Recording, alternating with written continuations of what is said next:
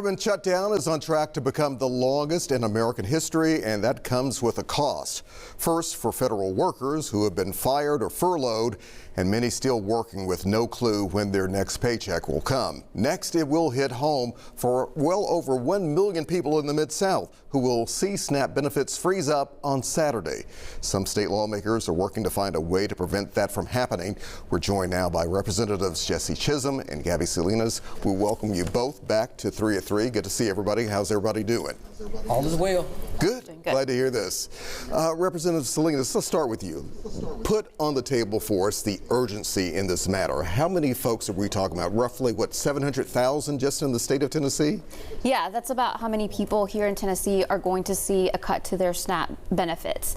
And, you know, we have special sessions to defund public education, to target immigrant communities. Why can't we come together to feed our kids? You know, I'm a scientist. When a child experiences hunger, it has long-lasting effects for the rest of their lives. It impacts growth. It impacts their cognition. So this is not only a leadership failure, but it's moral failure. And this is also affecting a lot of folks just right here, Representative Chisholm, in Memphis and Shelby County, is it not? Absolutely. So, you know, with this government shutdown happening, we have so many people in our communities who could be looking for ways to feed their children, as it was said earlier, who are looking for ways to make sure their households are still going forward. So this is just a bad thing all the way around. Let's talk about the pressure that's being put, and some governors, some Republican governors in some other states like Louisiana and Virginia are declaring a state of emergency to make sure some funds are available. What are you hoping Governor Bill Lee can do in the state of Tennessee, if anything? Yeah, so he has come out and said that he would not be using our rainy day fund to fund some of this food aid. Is that disappointing to you, or how do you see it? It is not surprising when during session he cut $78 million by not accepting those federal funds for our summer food program. So this is something that has happened before, and he has not moved on the issue. We are calling for a special session. I hope he takes us up on this, because it shouldn't be a Republican or Democratic issue. Like you mentioned, Republicans in other states have called or have issued a state of emergency. So I think this is a thing that we could come together on. I'm ready to get to work and get to Nashville to find a solution, and I hope that he will lead on this. Representative Chisholm, how do you see it? Will the heat be turned up on the governor? Should it be? No, the heat should definitely be turned up on the governor, because he is the person who can move some finances around to make sure that we actually are able to feed our families. So we actually need to make sure that we keep the pressure on, so that even with the government shutdown, Tennesseans can still be fed. Because you're really talking about, when we really put a picture with it, some families will be going without food, potentially? Potentially, yes. And most of those involve kids. These are families, like you said. But a lot of the people, the face of poverty and the face of hunger is the face of a child.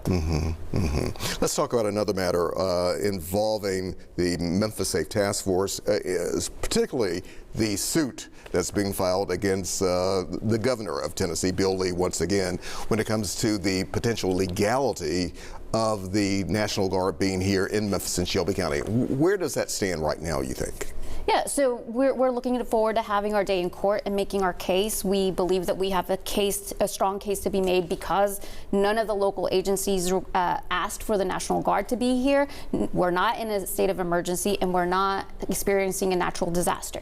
So those are the things that we're going to be arguing in front of the judge, and it will be up to the courts. You know, we have an executive branch, a legislative branch, and a judicial branch. Right now, we're going to use all our tools to make sure that our Constitution is upheld and democracy is functioning. Representative Chisholm, but is this a fight that's worth going to battle for? Because you'll have some people in Memphis who are saying, I don't know about you, I feel a little bit safer, you know, now that the Guard are here, now that the Memphis Safe Task Force are here.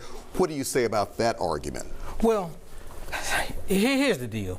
You know, it was brought here under the guise of saying we're here to fight crime.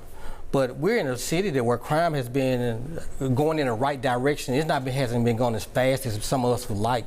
But with this Safe Task Force, many legislators like us, we've been left in the dark as well. So there's so many questions from the community that we haven't been able to answer. So we need to have this day in court so we can sort out with the details and see the constitutionality and see if we're actually hurting or helping our community. Representative Salinas, what do you see? Do you feel more people in brown and black communities? Obviously, we know the population makeup of Memphis and Shelby County, but do you feel they are being unfairly targeted? What are you hearing? Yeah, absolutely. And we've seen this in videos and the pretextual stops that have been happening here in our city, and specifically targeting Latino and Black communities.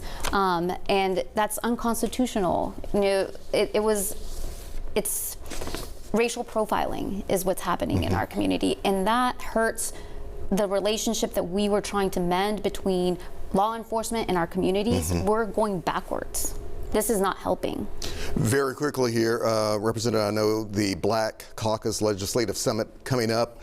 What do you hope can come out of that? Can it really make a difference? So the Black Caucus of state legislators, we're trying to get thought leaders from all over the state to come together to talk about things such as the Safe Task Force and health care and all of those things that Tennesseans have on their plate.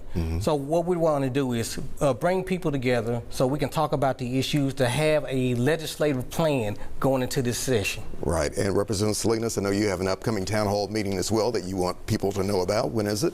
Yes, our town hall will be on Thursday at Burt Ferguson at 6 o'clock. And, you know, this is just the initial conversation. These things we want to talk and have feedback from the community. So I invite everyone to join us. All right, always good to have you both here. Let's keep the conversations going. Yes. All right, a short break.